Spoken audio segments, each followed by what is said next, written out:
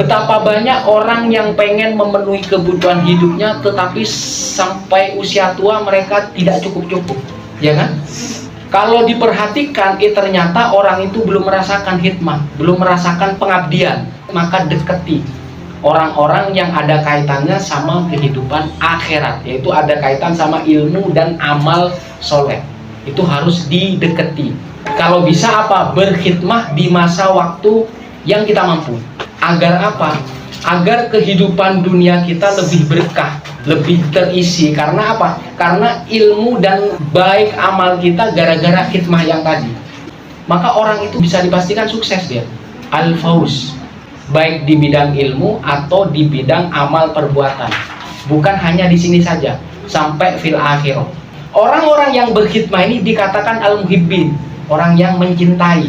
Jadi jangan disangka misalkan banyak sekarang yang mengikuti saya dulunya sudah melakukan khidmah ini.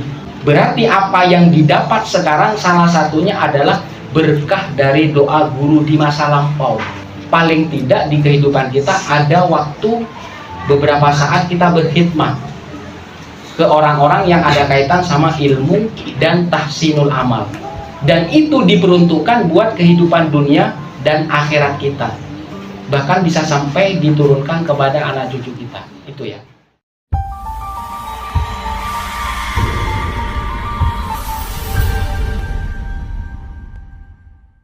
Alhamdulillah, pada malam hari ini kita akan membahas tentang tahqiqul mahabbati fillah, yaitu bagaimana kita itu dalam kondisi yang bahagia. Otomatis itu ada sesuatu yang kita sukai kemudian dikabulkan oleh Allah Subhanahu wa Ta'ala. Itu setiap yang kita sukai harapannya itu menjadi kebaikan buat kita. Maka disebutkan di sini adalah hakikat dari al-mahabbah fillah. Jadi orang yang mencintai karena Allah. Maka apa yang kita sukai itu senantiasa dikabul karena apa? Terbaik buat kehidupan kita. Huwa ayyuhibbal mar'u la yuhibbu lidati bal ila hududil ukhrawiyah minhu kama yuhibbu ustadahu li annahu yatawassal bi ila tahsilil ilmi wa tahsinil amal. Jadi kalau misalkan mencintai seseorang itu bukan zatnya, kecuali bagi orang yang belum menikah mungkin dia zatnya, tapi ini berlaku kepada semua hal. Jadi bukan ke fisik. Bal ila hududil ukhrawiyah, tapi mencintai karena orang itu membawa kamu mendapat bekal atau nasib yang baik di kehidupanmu di akhirat.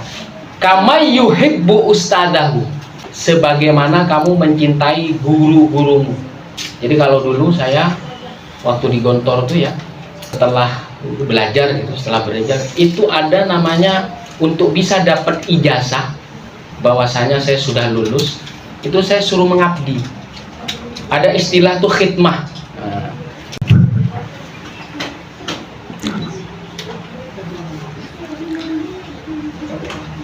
Khidmah itu pengabdian, melayani.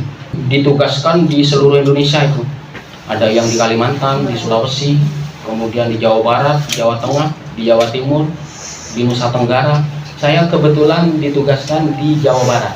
Di daerah Cirebon ke selatan itu hampir 2 tahun di situ. Itu adalah bagian saya juga berkhidmah, melayani guru-guru saya. Jadi kalau mengajar ya mengajar, di luar mengajar ada aktivitas lain, apa yang diperintahkan guru harus saya laksanakan. Itu adalah bagian khidmah. Jadi kama yuhibbu ustadahu, sebagaimana saya mencintai guru saya. Li'annahu, kenapa mencintai guru? Yatawassalu bila tahsilil ilmi, agar saya bisa menyerap ilmunya, wa tahsinil amal, dan mendapatkan amal kebaikan dari pengabdian saya. Jadi orang itu harus melalui ini. Ini demi keberkahan hidup kita di masa depan, baik kehidupan kita sendiri atau ke anak-anak kita. Maka ini disebut khidmah. Ini harus mencintai guru kita. Wa maksudu minal ilmi wal amal al-fawz fil akhirah. Maksudnya ilmu dan amal yang akan meraih kebahagiaan akhirat kita. Meskipun kita ada di kehidupan dunia, sibuk di kehidupan dunia, tetapi jangan lupa nasib kita di akhirat kelak. Setiap orang seharusnya harus melalui ini, khidmah. Jadi kalau misalkan orang nggak pernah di pesantren harus melalui ini, khidmah. Dan saya umur berapa dulu? Sekitar 19 sampai 21 tahun itu khidmah aja. Setelah selesai saya kembali ke Gontor. Ya sudah, berarti itu syarat sahnya untuk mengambil ijazah atau keterangan lulus dia. Dan itu seharusnya bisa dilalui setiap orang, karena itu bagian bekal. Betapa banyak orang yang pengen memenuhi kebutuhan hidupnya, tetapi sampai usia tua mereka tidak cukup-cukup, ya kan? Kalau diperhatikan, ternyata orang itu belum merasakan hikmah, belum merasakan pengabdian. Maka deketi orang-orang yang ada kaitannya sama kehidupan akhirat, yaitu ada kaitan sama ilmu dan amal soleh. Itu harus dideketi. Kalau bisa apa? Berkhidmah di masa waktu yang kita mampu. Apa setahun, apa berapa bulan gitu. Jadi kalau misalkan sekarang kita berkunjung ke siapa, itu kan bukan hikmah namanya. Itu namanya tabarukan, hanya sesaat aja. Itu bukan dikatakan hikmah. Dan setiap orang seharusnya harus seperti itu. Jadi orang yang berkhidmah itu pelakunya namanya khodim. Khodimun, pelayan. Saya juga merasakan dulu kayak gitu. Maka dengan suatu hikmah yang dijalani dulu, itu bagian agar apa? Agar kehidupan dunia kita lebih berkah, lebih terisi. Karena apa? Karena ilmu dan baik amal kita gara-gara hikmah yang tadi. Ini tadi yang dimaksudkan ila tahsilil ilmi wa tahsinil amal, menuju kepada ilmu dan kebaikan amal perbuatan. Wa maksudu minal ilmi wal amal al-fauz fil akhirah. Maka orang itu bisa dipastikan sukses dia. Al-fauz, baik di bidang ilmu atau di bidang amal perbuatan. Bukan hanya di sini saja, sampai fil akhirah. Fahada min jumlatil muhibbina fillah. Orang-orang yang berkhidmah ini dikatakan al-muhibbin, orang yang mencintai. Jadi jangan disangka misalkan banyak sekarang yang mengikuti saya dulunya sudah melakukan khidmah ini. Berarti apa yang didapat sekarang salah satunya adalah berkah dari doa guru di masa lampau. Apakah harus di pesantren? Enggak. Meskipun di luar pesantren, paling tidak di kehidupan kita ada waktu beberapa saat kita berkhidmah ke orang-orang yang ada kaitan sama ilmu dan tahsinul amal. Dan itu diperuntukkan buat kehidupan dunia dan akhirat kita. Bahkan bisa sampai diturunkan kepada anak cucu kita. Itu ya. Ada salah satu kita dianjurkan untuk suhbatul ustadz, mendekati atau dekat sama orang-orang yang mengajari kita. Nah itu. Maka yang tadi itu apa? Al-muhibbina fillah, orang yang mencintai karena Allah. Wa kadzalika ma yuhibbu tilmidahu li'annahu yatalaffafu minul ilmi wa yanaluhu biwasitatihi rabbatut ta'lim fa muhibbun fillah. Dan juga sama. Jadi guru saya juga sama, mencintai saya juga sama. Biar apa? Biar belajar saya biar lebih semangat. Proses itu proses belajar mengajar. Jadi saya menghormati guru, istilahnya berkhidmah ke guru, dan juga sama guru ke muridnya itu sama-sama membantu juga. Inilah yang menjadi martabat yang lebih tinggi, karena proses itu proses keberkahan namanya. Rotbatut ta'lim, martabat ada yang mengajar, ada yang diajar. Yang diajarkan apa? Ilmu dan tahsinul amal, agar kita selalu berbuat baik. Proses ini yang mengangkat martabat kita lebih tinggi. Ada yang lebih tinggi, abdun. Kalau ini apa artinya? Kalau ini khodimun apa? Pelayan. Kalau abdun apa? Hamba. Orang yang sangat menghamba itu sering bersujud ya. Pasti derajat dia akan terangkat ke tempat yang tinggi, maqam mahmudah, sampai ke tempat makom yang sangat terpuji. Orang yang belum pernah merasakan ini pasti akan terseok-seok hidupnya. Maka proses itu membawa keberkahan di dalam kehidupan kita di masa yang akan datang. Jadi ntar di sini ada rincian-rinciannya apa saja situ. Semuanya saya lakukan nih semuanya. Balillah yatasaddaqu bi amwali lillahi wa yajba'u dhaifan wa yuhayyu lahumul at'ima alladidah al-gharibah taqarruban ilallah. Saya mengajar selama setahun lebih tidak digaji saya. Itu enggak digaji. Karena tujuan saya apa? Nih. Selama setahun lebih saya makan tidak pernah memakai lauk. Kuah doang. Ini harus ke sini, harus murni. Jadi bukan misalkan saya pengen mengabdi mengharap, jangan. Harus benar-benar dimurnikan di masa khidmah itu. Itu selama setahun lebih. Dan alhamdulillah setelah itu kehidupan yang akan datang Allah permudah. Apa yang dicapai sekarang adalah salah satunya dari berkah khidmah itu. Atau yang lainnya, yatasaddaqu bi amwalihi, bersedekah dengan harta-hartanya lillah, karena Allah. Wa yajma'ud dhaifan, menjamu tamu. Lihat kalau ada yang rumah saya yang sering pasti dikasih makan, ya enggak bener ya? Betapa banyak tamu-tamu itu pasti akan dikasih makan asalkan tuan rumahnya tidak sakit. Wa yuhayyi'u lahumul at'imah, mempersiapkan makanan. Al-ladidah, yang enak-enak. Al-ghoribah, yang mungkin susah didapatkan karena dia khusus, dia unik gitu. Taqarruban ilallah, memberi makan. Saya hampir setiap hari itu saya memberi makan orang. Yang disukai dia apa? Taqarruban ilallah, ingin dekat kepada Allah lewat sebab tadi amal yang kita lakukan itu. Taqarruban ilallah. Fa ahabba tobakhon, atau misalkan ada yang masak-masak di rumah gurunya, ada yang masak kan? Ini di sini dijelaskan. Fa ahabba tobakhon li husni sunihi, dia bikin masakan yang enak misalkan. Fit tobhi, di dapur. Wa min jumlatil muhbin, orang yang melakukan seperti ini hanya memasak di dapur, itu bagian orang yang mencintai karena Allah. Lihat coba, ada yang masak, ada yang mempersiapkan, kemudian ada yang menghormati tamu-tamu. Itu yang dilakukan apa? Orang yang mencintai karena Allah, al-muhibbina fillah. Wa kada law ahabba man yatawalla law isalu shadaqa ilal mustahiqin, atau dia menyalurkan apa yang diberikan orang lain ke dia, atau orang diamanahkan kepada dia kemudian disampaikan ke kaum duafa, fakir miskin, anak yatim, itu disampaikan kepada yang berhak dia. Orang yang melakukan ini, yang mensukseskan ini, itu namanya al-muhibbina fillah, orang yang mencintai karena Allah. Jadi di sini dijelaskan detail apa yang saya lakukan dulu di sini. Au ahabba may yakhdumu bi nafsi fi ghusli thiyabi wa kana sabaitahu wa tabakhu ta'amu. Misalkan ada yang nyapu-nyapu. Saya suka menyapu, saya di tempat rumah guru saya.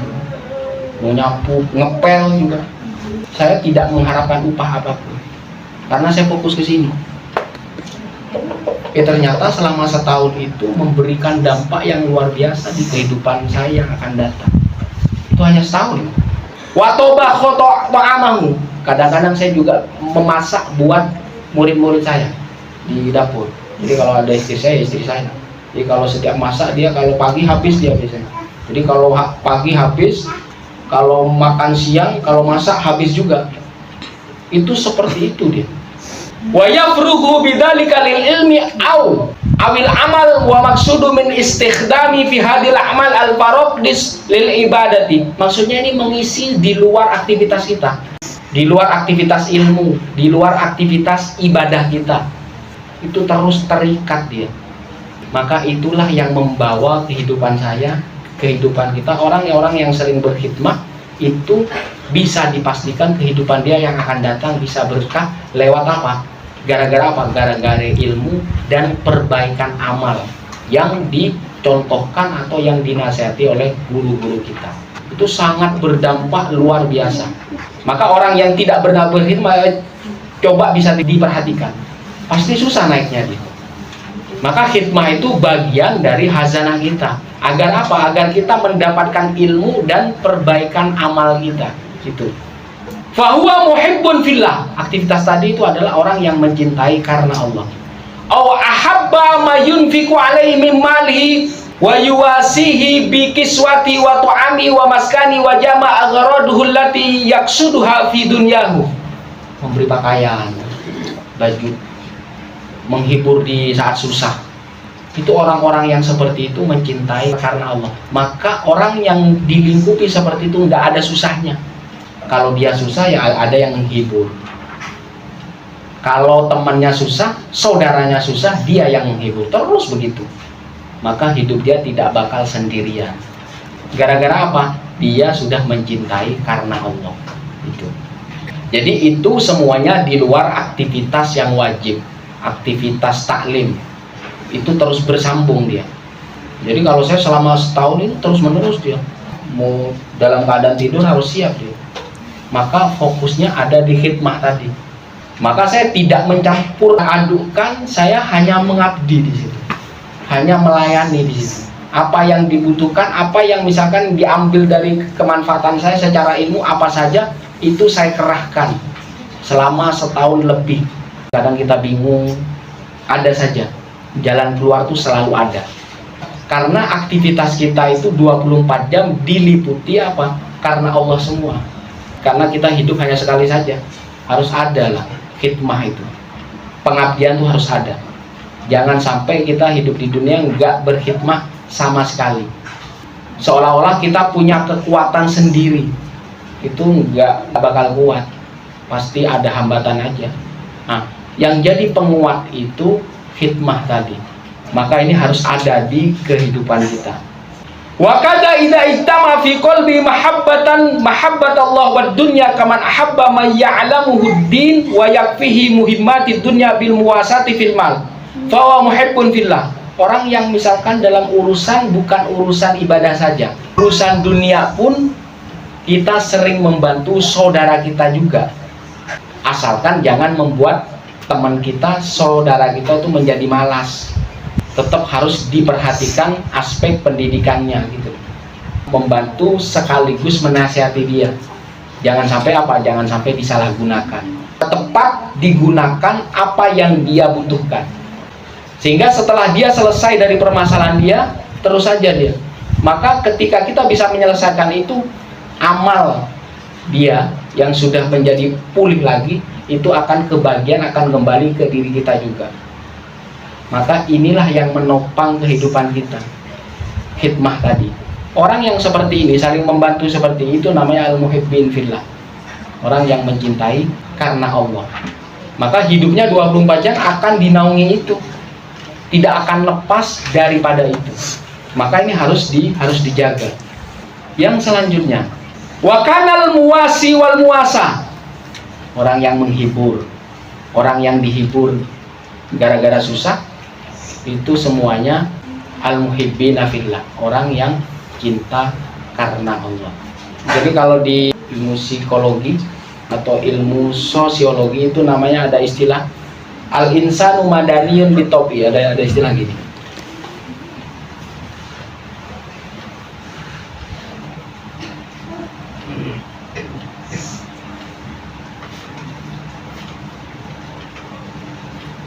Manusia itu makhluk sosial, tidak akan kuat kalau hidup sendiri. Mau punya ilmu yang banyak, pasti kita butuh orang lain. Maka singgungan antara yang satu dengan yang lain, asalkan karena Allah, kita sudah memastikan menjaga hablum minan nas wa hablum minallah. Yang paling mahal itu lillahi ta'alanya, itu yang paling mahal. Jadi kalau hanya hidup sosial, hanya biasa-biasa saja, tanpa lillah ya banyak kalau seperti itu. Yang paling mahal itu lillahi ta'alanya. Ini yang harus dijaga. Kalau hikmah sudah pasti ke sini. Kalau orang yang selalu mengabdi itu sudah pasti lillahi ta'ala. Maka apa? Harapannya di kehidupan dia yang akan datang di tahun-tahun berikutnya, Allah mengganti. Gara-gara apa? Gara-gara dia berhikmah di masa lalu, di masa-masa tertentu di masa lalu. Maka harganya mahal, kualitasnya sangat luar biasa di kehidupan kita yang akan datang. Maka di sini disebutkan idid doa alladzi amara bil anbiya shalawatullah alaihi wasallam wasalamihi fi jam'i bainad dunya wal akhirah. Bahkan diisyaratkan di dalam Al-Qur'an di surat Al-Baqarah 201, Rabbana atina fid dunya hasanah wa fil akhirati hasanah wa qina adzabannar. Itu target terakhir. Kalau orang yang sudah bisa melakukan ini, pasti sudah itu. Pasti dia akan mendapatkan hasanah dunia, hasanah akhirat, wa qina adzabannar. Dia terhindar dari apa? Kesengsaraan. Sampai kesengsaraan yang paling ujung apa? Neraka.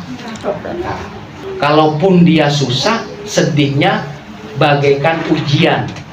Ketika dia sudah melewati ujian itu, maka derajat dia akan diangkat. Maka nggak ada celah. Terus dia akan naik sampai di puncak tertinggi di dalam kehidupannya. Wa fil ma'thur, Allahumma inni as'aluka rahmatun analu biha syarafu karamatika fid dunya wal akhirah. Ini ada doa di sini. Allahumma inni as'aluka. Kalau mau ditulis silahkan.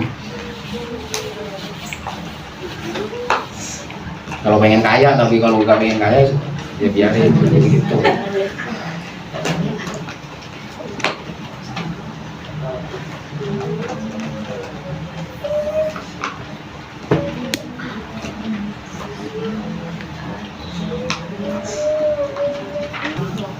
Rahmatun analu biha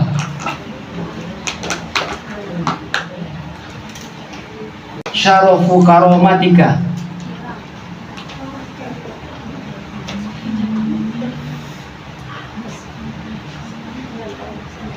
fid dunya wal akhirah.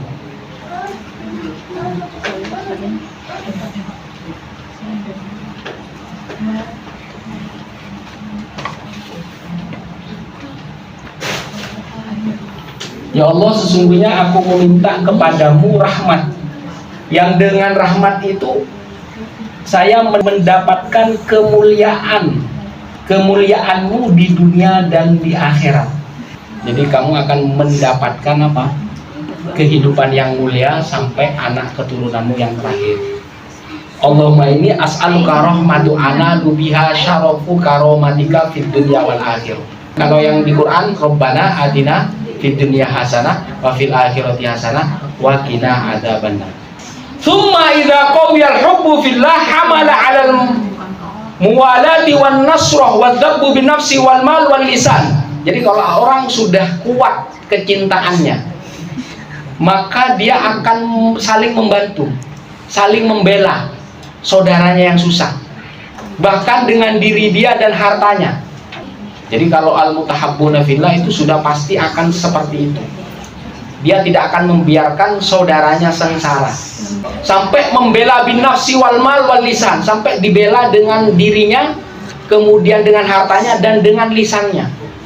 Jadi kalau misalkan ada saudaranya yang misalkan melenceng jauh, aibnya ditutupi tapi dinasihati ketika sepi. Itu terus begitu. Maka kualitas itu akan bertambah dia. Maka ada doanya, Allahumma inni as'aluka rahmatu analu biha syarafu karamatika fid dunya wal akhirah. Ya Allah, sesungguhnya aku meminta kepadamu rahmat. Dengan rahmat itu aku meminta kemuliaan di dunia dan di akhirat. Tambah apa? Rabbana atina fid dunya hasanah wa fil akhirati hasanah wa qina adzabannar. Maka kalau seperti itu, kehidupan kita sudah kebaikannya selalu ditambah. Faman istazrakal hub jami'u qalbi lam yabqa lahu mahbubun siwa fala yumsiku li nafsi syai'an mithlu Abi Bakrin. Teladan untuk mencintai sahabat siapa? Abu Bakar Siddiq. Abu Bakar Siddiq itu mau apapun sampai susah bersama Rasulullah, dia tetap setia. Rasulullah sudah dianggap sahabatnya, saudaranya, gurunya, mau dalam keadaan susah dan senang, tidak merubah kecintaan Abu Bakar kepada Rasulullah Sallallahu Alaihi Wasallam. Maka yang seperti ini adalah al-mutahabbuna fillah, orang yang saling mencintai kepada Allah. Abu Bakar al-muhibbina fillah, orang yang mencintai karena Allah. Maka ini yang dicontohkan sahabat. Abu Bakar itu sampai perjuangan Rasulullah di awal-awal yang paling susah aja. Jadi kalau yang sahabat lain sudah sukses Rasulullah, yang memulai dari getir, sedihnya, pahitnya itu apa? Sayyiduna Abu Bakr, tenggelam dengan cinta kepada Rasulullah Sallallahu Alaihi Wasallam. Itu cinta. Sekarang bayanul bughdhu fillah, dia ada mencintai, ada benci. Mencintai karena Allah dan benci karena Allah. Al bughdhu fillah. I'lam anna kullama yuhibbu fillah la budda Ayo begitu fillah. Jadi kalau misalkan ada saudaramu yang melenceng, yang susah, dinasihati. Benci bukan ke orangnya, benci karena perbuatannya yang membuat dia susah. Jadi kalau misalkan dia nggak mampu bayar utang, ya dinasihati gitu. Jangan sampai saudara kita susah gara-gara apa? Dia salah mengambil keputusan. Itu keurusan dunia, apalagi keurusan akhirat. Apa yang diperintahkan Allah dan apa yang dilarang Allah, maka itu dilaksanakan juga. Maka kalau ada cinta juga sama. Benci juga al-bughdu fillah. Bencinya karena Allah. Fa innaka in ahbabta insanan li'annahu muti'un lillah. Jadi kamu mencintai karena dia taat kepada Allah. Wa mahbubun indallah. Orang yang dicintai di sisi Allah. Fa in asahu fala budda ayyu begitu. Kalau dia melenceng, maka kamu benci juga.